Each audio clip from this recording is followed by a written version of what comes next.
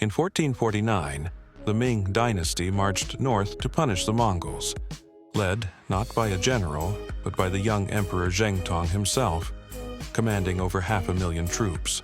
But the Mongols, under the brilliant leader Esen Taishi, refused to face them directly.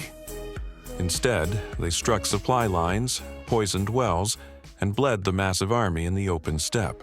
Exhausted, starving, and lost, the Ming forces staggered toward the fortress of Tumu, only to find the Mongols waiting. The Mongol cavalry attacked with speed and precision, surrounding the weakened Chinese army before it could form ranks.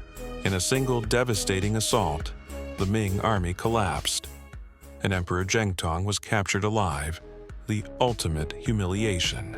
Tumu was a disaster that shook China to its core, proving that numbers mean nothing when leadership fails and strategy triumphs.